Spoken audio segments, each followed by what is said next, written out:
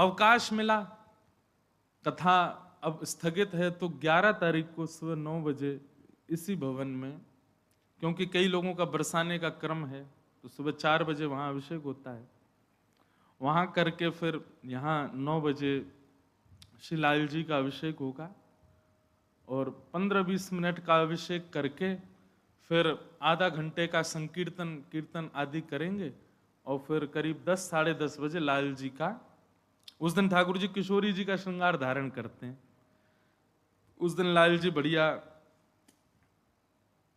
लहंगा पहनते हैं, चुनरी ओढ़ते हैं, नथनी लगाते हैं, छोटे से हमारे लाल जी।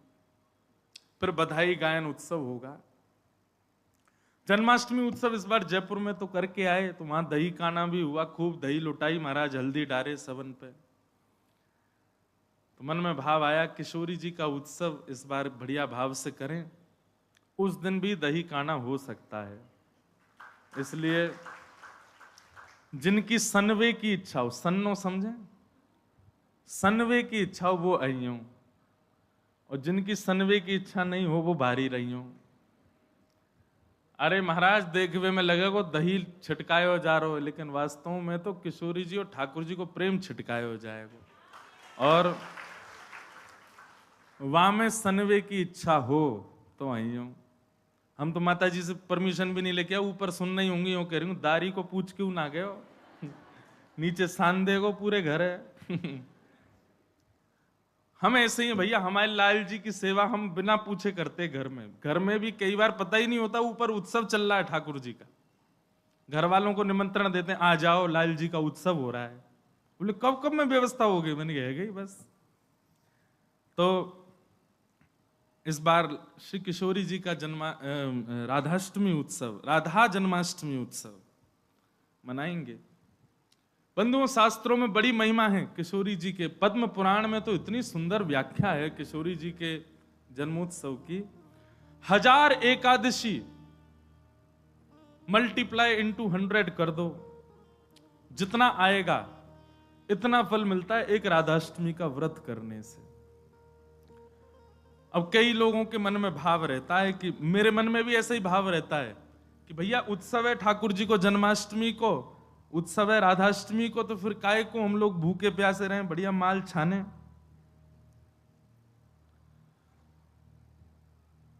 तो भाव तो रहता है, पर शास्त्रों में बड़ी महिमा है। व्रत करने का नियम मूलतः इस भाव से होता है कि भाई जब हम अन्न का सेवन नहीं करते हैं तो अन्न सेवन ना करने से आलस्य जाता है, अन्न सेवन ना करने से मस्तिष्क में, मन में नकारात्मक ऊर्जाएं नष्ट हो जाती हैं। फलाहार रहते हैं तो निश्चित ही है ऊर्जावंत होते हैं, तो ऊर्जावंत होंगे तो और बढ़िया उत्सव मनाएंगे।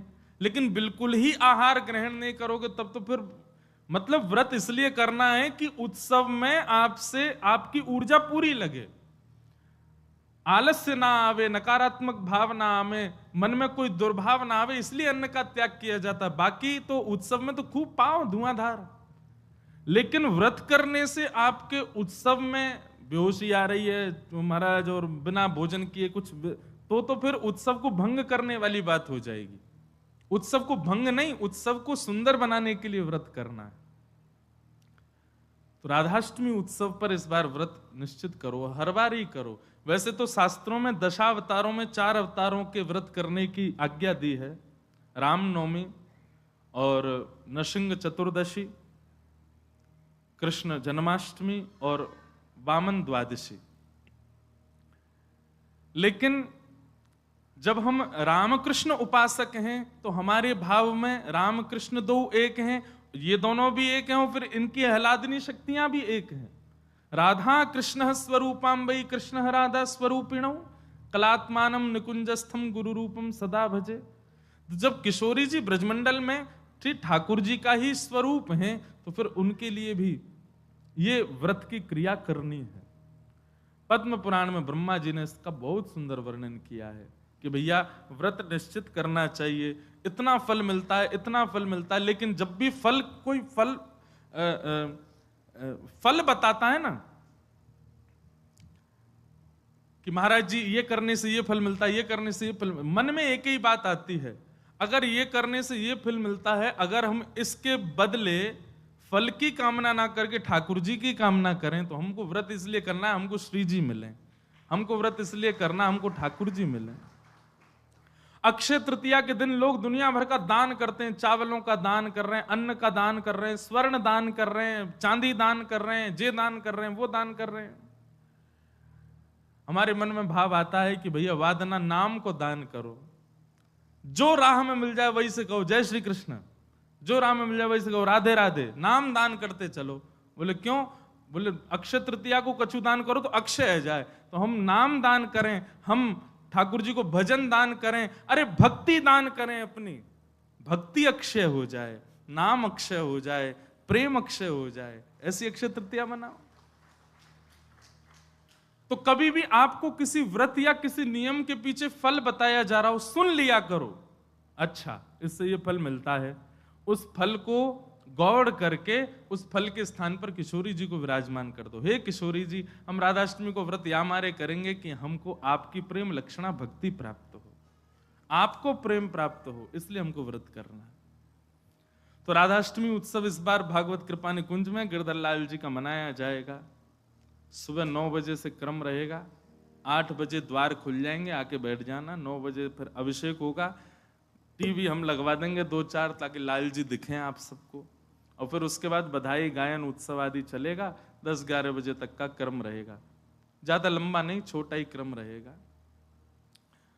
और क्योंकि व्रत रहेगा तो केवल पंचामृत मिलेगा पीवे को, खावे को कछु ना देंगे हम। प्रसाद भी रहेगा, सब लोगों को थोड़ा थोड़ा प्रसाद बाहर ही मिल जाएगा। फिर उसके बाद राधा वल्लभ जी जाइयो, वहां पे ऊधम मचाइयो, बिहारी जी जाइयो। और सुनिए, राधाष्टमी को हमारे ब्रजमंडल के रसिक शिरोमणि स्वामी श्री हरदास जी का जन्मोत्सव है।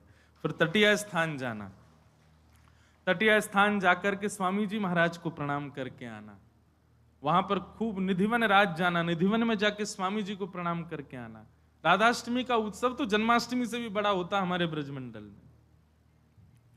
तो ऐसे राधाष्टमी का भाव। अब कई लोग पूछ रहे हैं कैसे क्रम होना चाहिए, तो देखो ठाकुर जी का जन्मोत्सव मनाया जाता रात्रि 12 बजे, पर किशोरी जी जो हैं ये उदिया भाव से प्रकट हुई, मतलब सूर्य उदय जैसे ही सूर्य की प्रथम किरण पड़ी है पृथ्वी पर, बस हल्के हल्के सूर्य उदय हुआ, तभी किशोरी जी का प्रादुर्भाव हुआ। तो एक प्रकार से नहीं, सुन लो, ताली बाद में बजा लेंगे। सुबह 4:30 बजे, 4-4:30 बजे आप सबको, अगर घर में किशोरी जी विराज रही हैं स्वच्छंद भाव से, तो किशोरी जी को अभिषेक करना। वैसे हम तो दोनों उनको ही कर दें, जन्माष्टमी पे भी युगल सरकार घर के ठाकुर जी जो हैं युगल राधा कृष्ण उनको करें, और राधाष्टमी पर भी दोनों उनको ही करें। अगर घर में केवल लड्डू गोपाल विराज रहे हैं, केवल ठाकुर जी मुरली मनोहर लाल जी विराज रहे हैं, त्रिभंग लली ठाकुर जी, तो भी उनको अभिषेक करो, उन्हीं को ही श्री जी स्वरूपा मान करके उनको अभिषेक करो। वैसे तो नियम ऐसा है कि जन्माष्टमी और राधाष्टमी को रात्रि भर जागरण करो, रात भर उत्सव करो, रात भर नाचो गाओ आनंद करो, किशोरी जी को प्रादुर्भाव होगो। और किशोरी जी वास्तव में शयनावस्था में हो, कमल के पुष्प ले आओ और सुंदर सुंदर कमल के पुष्पन के बीच में किशोरी जी के श्री विग्रह को विराजमान रखो, वही में ही पौढ़ाओ, क्योंकि ऐसा भाव शास्त्र में है कि कमल के मध्य से ही किशोरी जी प्रकट भई। तो कमल मध्य में किशोरी जी को विराजमान करो, घर पे ठाकुर जी हैं तो ठाकुर जी को विराजमान रखो। और प्रातः काल 4 बजे है तो महाराज शंखनाद करो, बधाई गायन करो, सुंदर घंटे घड़ियाल नगाड़े आदि बजाओ, वाक्य बाद में दीप प्रज्वलन करके किशोरी जी को प्रादुर्भाव करो। फिर वाक्य बाद पंचामृत अभिषेक करो, पंचामृत अभिषेक करवे के बाद में सुंदर किशोरी जी को श्रृंगार करो, श्रृंगार करवे के बाद भोग धराओ, भोग धरा करके फिर किशोरी जी की आरती करो। आरती करने के पश्चात फिर खूब नाचो, इतने नाचो इतने हम तो अभी जयपुर में एक बात कह के आए, उत्सव तब तक मत मानो कि नाचते नाचते उत्सव करते करते डॉक्टर के पास नहीं जाना पड़ जाए। अगर आपको दवाई नहीं लेनी पड़ी तो समझो उत्सव मनाया ही नहीं आपने।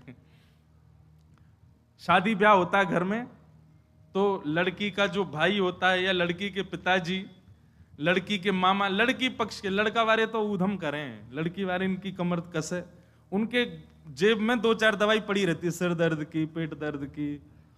क्यों, हमारी तो बड़ी 3 बहनें, तो हमको पता है, एक दवाई रखी रहेगी। क्यों, सिर दर्द हो रहा है, सो नहीं पा रहे हैं। तो तभी ब्याह माना जाता है जब पिता और भाई ये बिल्कुल श्रमित हो जाएं, तब लगता है हाँ ब्याह हुआ। श्रमित ही नहीं हुए तो क्या बात का ब्याह। ऐसे ही उत्सव में महाराज एक आनंद की बात करें, ये नहीं जबरदस्ती की महाराज दवाई लेनी ही पड़ जाए।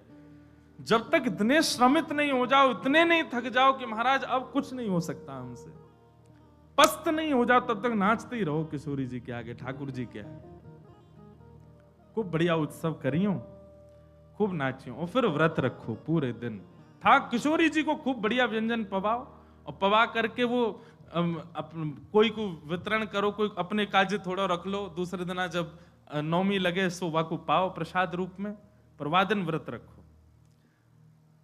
और भैया नहीं रुको जाए तो पालियो, चकाचक पाओ।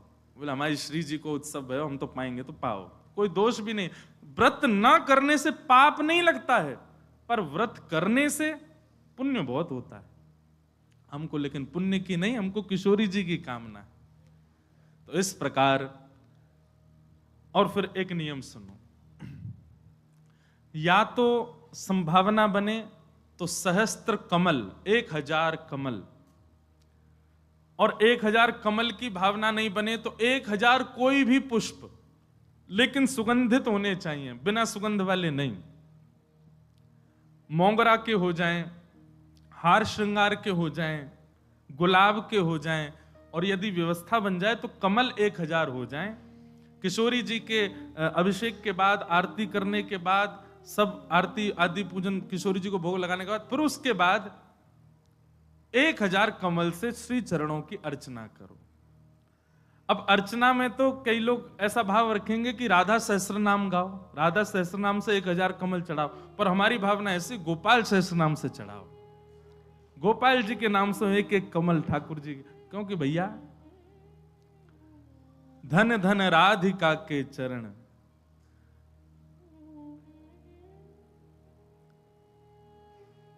परमानंद दास जी का पद है, उसी पद में कहते हैं श्याम जिनकी शरण।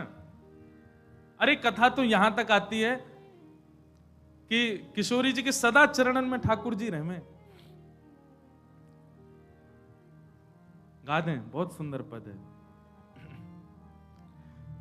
धन धन राधिका के चरण, धन धन राधिका के चरण, धन धन राधिका के चरण, धन धन राधिका के चरण, धन धन राधिका के चरण, धन धन राधिका के चरण, धन धन राधिका। सब लोग गाओ।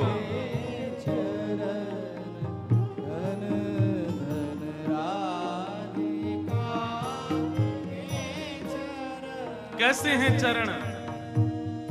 परम शीतल अति कोमल, परम शीतल अति कोमल, परम शीतल अति कोमल, परम शीतल अति कोमल, कमल के सेवरण, धन धन कमल के सेवरण, धन धन कमल के सेवरण, धन धन कमल के सेवरण,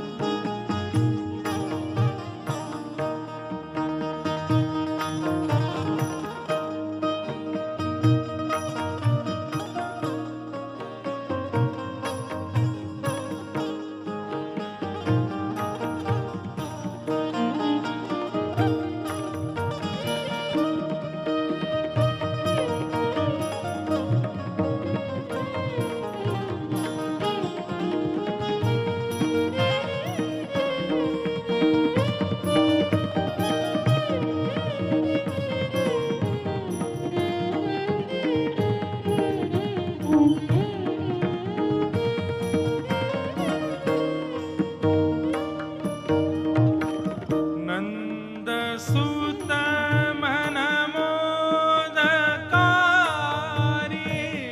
नंद सुत मन मोदकारी, नंद सुत मन मोदकारी, नंद सुत मन मोदकारी, विरह सागर तरण धन धन विरह सागर तरंग, हे दास परमानंद छिन छिन, दास परमानंद छिन छिन, श्याम जिन के शरण धन धन श्याम जिन की शरण, धन धन राधिका के चरण, धन धन राधिका के चरण, राधिका के चरण, राधिका के चरण, धन धन राधिका के चरण, धन धन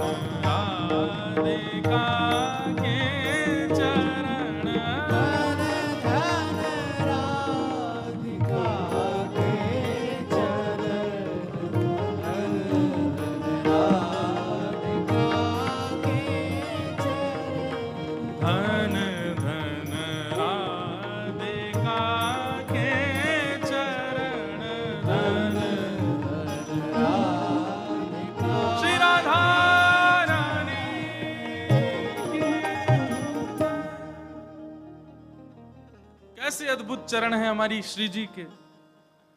सुभग शीतल अति ही कोमल, कमल के से वर्ण, धन धन राधिका के चरण। सब लोग इधर देखो, भाव से सुनो। नख चंद्रिका अनूप राजत, विविध शोभा वर्ण। नख पर एक अद्भुत चंद्र का विराजमान है, विविध शोभा वर्ण, वो विविध विविध शोभाओं को धारण करी हुई है। किसी को किसी रूप में दिखती है, किसी को किसी रूप में दिखती है। नंद सुत मन मोदकारी, ठाकुर जी को किशोरी जी के मुखमंडल के श्रृंगार में सुख मिलता है, पर ठाकुर जी को उससे भी अति सुख मिलता है किशोरी जी के चरण देखने में। मतलब हमारे गिरधर लाल जी सदा ऐसे ही रहते हैं, नीचे ही नजर रहती है उनकी। क्यों?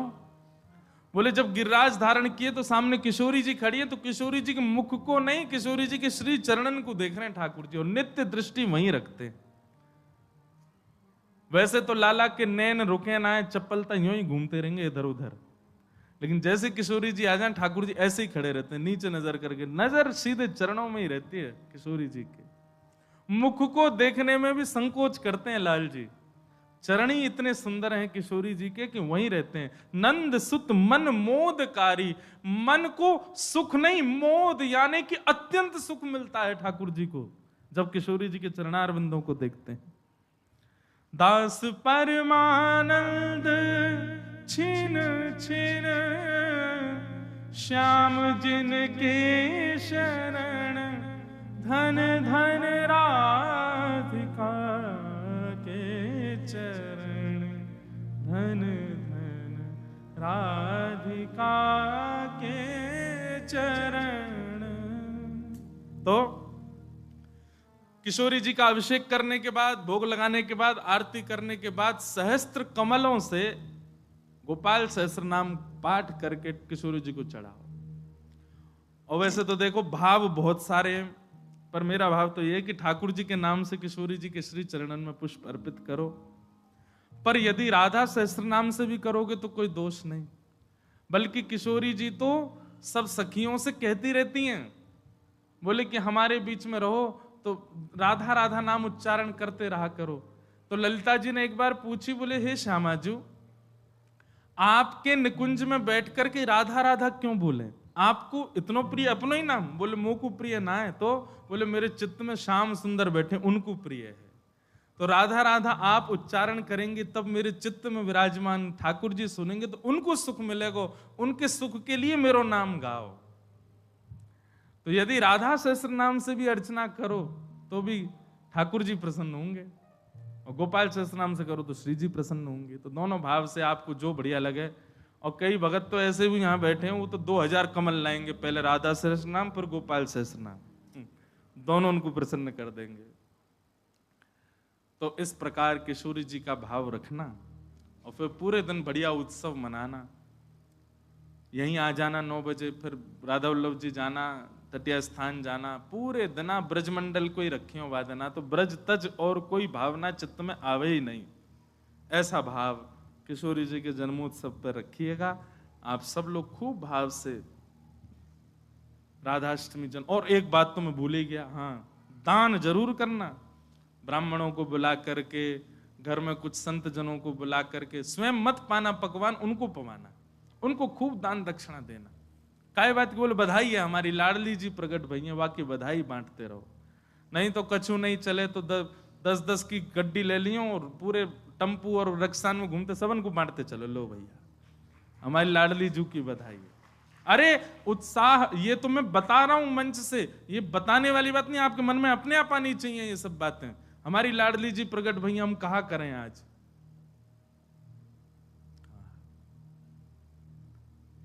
सब मत हैं हमारे शास्त्रों में कि भैया ठाकुर जी से 1 वर्ष बड़ी हैं लाडली जी।